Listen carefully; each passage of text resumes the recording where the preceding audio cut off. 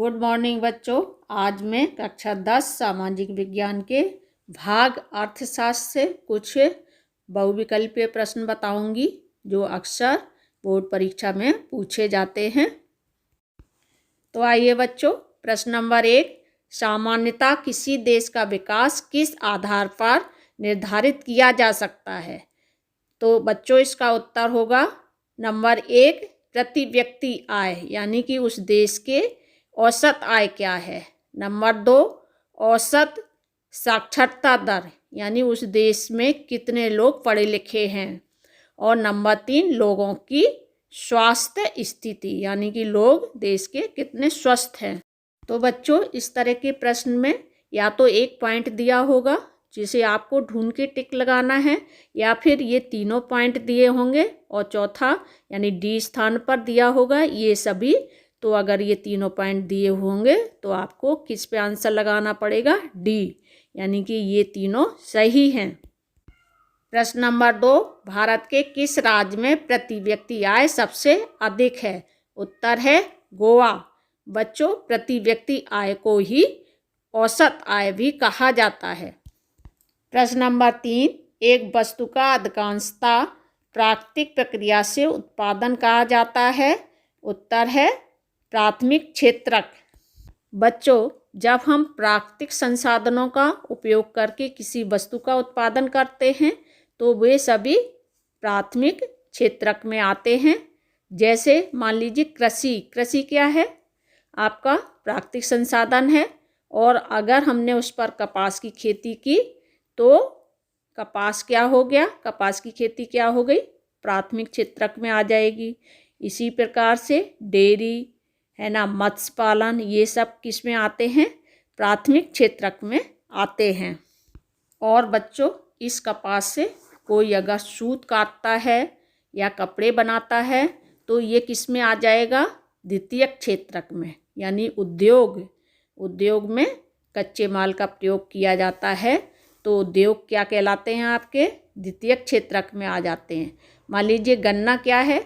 गन्ना की कृषि की गई तो ये प्राथमिक क्षेत्रक में आ गया, और गन्ने से का उद्योग में प्रयोग करके चीनी या गुड़ बनाया गया तो चीनी और गुड़ किस में आ जाएंगे? द्वितीयक क्षेत्रक में आ जाएंगे। तो सभी उद्योग क्या हैं? द्वितीयक क्षेत्रक में आते हैं। प्रश्न नंबर 4, किस क्षेत्रक को सेवा क्षेत्रक कहा जाता है? उत्तर है तृतीयक क्षेत्रक को। बच्चों तृतीयक क्षेत्रक में वे सभी कार्य अर्थात गतिविधियां आती हैं जो प्राथमिक और द्वितीयक क्षेत्रक के विकास में सहायता करती हैं। जैसे परिवहन क्या करेगा?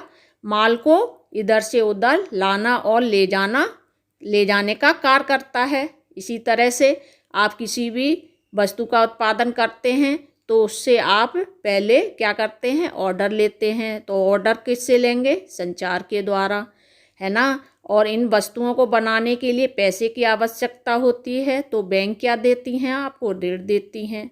माल बन जाता है तो कहाँ रखेंगे? तो इसके लिए गोदाम आदि होने चाहिए। इसके अतिरिक्त बच्चों तृतीयक क्षेत्रक में शिक्षक, डॉक्टर, वकील, धोबी, नाई, मोची आदि लोग भी अप्रत्यक्ष रूप से वस्तुओं के उत्पादन में सहायता करते हैं, इसलिए ये भी तृतीयक क्षेत्रक के अंतर्गत ही आते हैं। प्रश्न नंबर 5, भारत में उपभोक्ता संरक्षण अधिनियम कब लागू किया गया? उत्तर है 24 दिसंबर 1986 ईस्वी को। बच्चों इसे कोपरा के नाम से जाना जाता है। प्रश्न नंबर 6, विदेशी व्यापार किनके मध्य होता है? उत्तर है 2 देशों के मध्य।